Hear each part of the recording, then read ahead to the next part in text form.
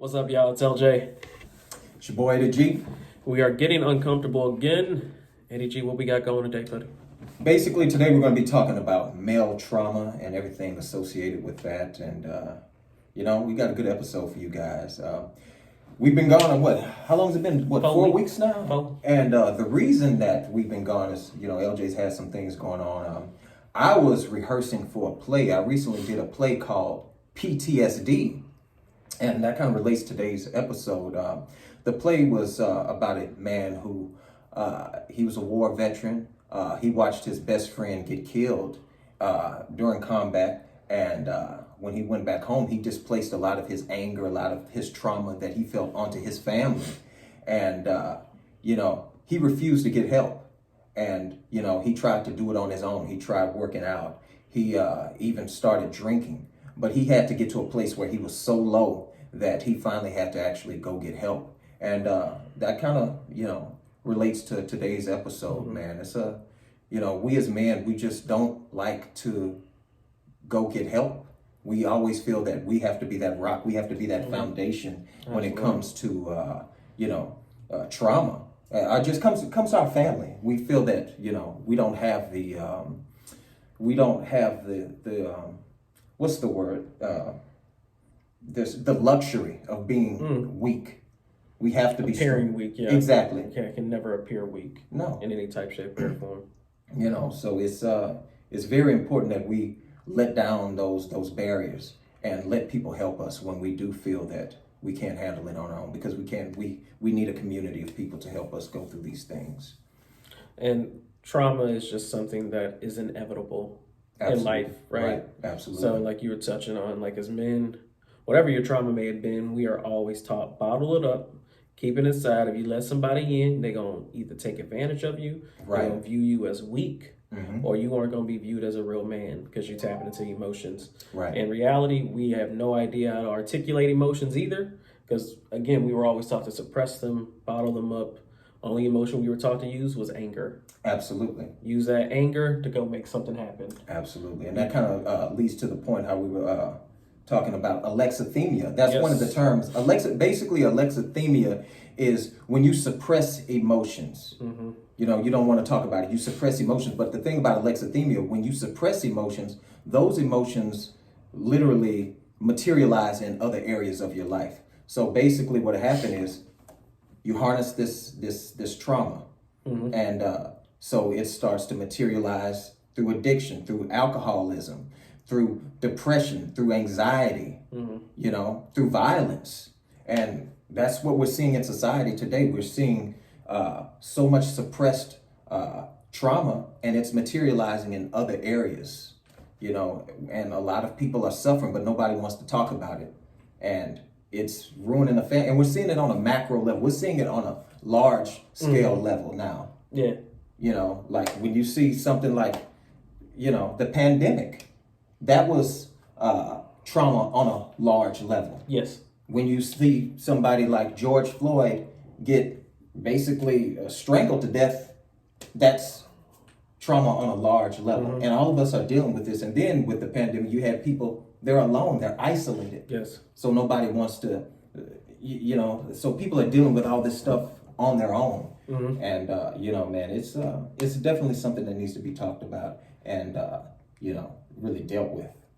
Because if we don't deal with it, we're going to continue to go down the way we're going today. And so it does, and I think as we preached this in previous episodes, it's up to a man to really correct what's going on with us and make it better. Absolutely. There's no superhero coming. We got to be our own superhero. And I know it kind of goes against what we just said, but you got to be, what I mean is like, you got to go find those assistants. You got to go find therapy. You got to go find ways to release the trauma that you have. Go and play video games, go into any addiction that you just mentioned, or even going to hang out with friends. We look at it as a way to express ourselves, but we just expressing fun or expressing drinking and having a good time. But in reality, man, I was really sad yesterday. I wanted to cry. I wanted to cry for some reason, but I held that shit in because I couldn't let it go. It needs to be intentional. Yeah. It definitely, I feel that it needs to actually really be intentional, because like you said, you may call a friend, hey man, let's go play some ball, and we may want to talk or whatnot, but like you said, we end up in the previous conversation before we got on, you end up just talking about some BS, and it doesn't really end up being conducive to like growth and like your health and your well-being. So I feel that we need to do a better job as men of being intentional about getting the help and not letting help just be a byproduct of just something, of doing something else. You know what I mean? Yeah. And if we can, and so what that looks like, I think, for a lot of the time is we don't even understand our trauma. Right. And so we don't even realize that we have the trauma and what's actually happening within us. We just always feel it's over. Maybe it's some anxiety. Right. Maybe it's some frustration that naturally kind of lingers, some anger that lingers from trauma that we don't know. Because we've learned how to just become so comfortable in our dysfunction. And we just deal with it. And we just feel like, oh, this is just part of life. Dealing with this dysfunction. You know, it's been our experience all of our lives. And this is just going to continue to be what I have to deal with. And that's not how we're supposed to be. But we've just become so accustomed to that. And it's unfortunate that we just think that, hey, this is just how it is. Which, man, you touch on the dysfunction part. We always talk about how the world is, and we all deal with this dysfunction. And most of it does come from that trauma aspect where I don't know why I'm like this, but something happened to me. Right. So now I'm stuck like this. So now I just got to push through it. That's what it is. It happened. But a lot of the time it did happen, but now we can go back, address it. Because now it's not just about you as well. It's about whoever you're coming in contact with, who you are leaving an imprint to. Because at the end of the day, we can be selfish beings and say it's about me, but that's what we're doing today by bottling it all up. We're being selfish because as a father and having a family, if I continue to let my stuff just be bottled up, then that's when you have those explosions. Exactly. And on the opposite side of the explosions, alexithymia can lead to just numbness. Yes. Where you just lack empathy and you don't care anymore. And that's not helping anybody either. No. Because then you're no longer being able to be there for anybody. Absolutely. Be there for your children. Be there for your family members. You are strictly like, well... And that's just like, it's a dysfunctional coping mechanism. See, now what you've done is you've separated the emotions from those thoughts because you want to protect yourself from those very harmful thoughts and those harmful memories. So it's just like a coping mechanism, but it's not healthy. We have to do a better job of actually dealing with what we're dealing with. We can't run from it. We can't just brush it under the rug because like you said, it does inevitably lead to an explosion. And that's how people get hurt.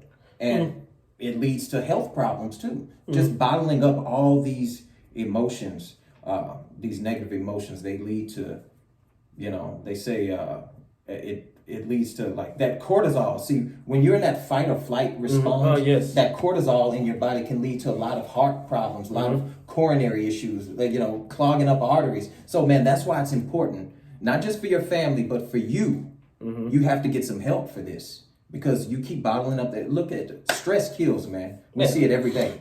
So many people, they just drop dead. Black men, just heart attacks so much heart attacks earlier, bro. Man. Exactly. Dude, I mean, I hear dudes like in their 30s, man. Stroke or heart attack or something. Like, wow. And we can blame the food, but at the same time... No, it's other things along with the food. It's not just the food alone. No, it's the stress that you're harboring. It's a lot of other things. It's just like we talk about trauma, but we didn't even get into like black trauma. Just like people getting in their vehicle, black men getting in their vehicle, systematic trauma. You know, the disparity between, you know, housing, you know, salaries, you know, just getting in your vehicle and not knowing are you going to be stopped.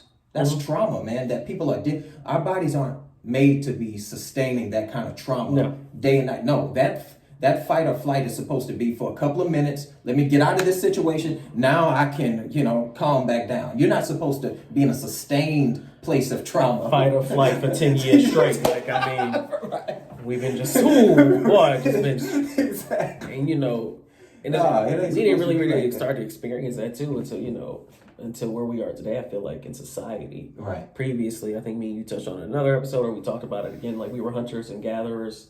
We had our job, we went out, did our job, we had bills to worry about, we have a bunch of technology, we have a bunch of shit to keep up with. But today, I mean, you're so inundated with information. Right. And whenever you're inundated with that information and still trying to deal with what you got going on too, Right. now you're just naturally overwhelmed.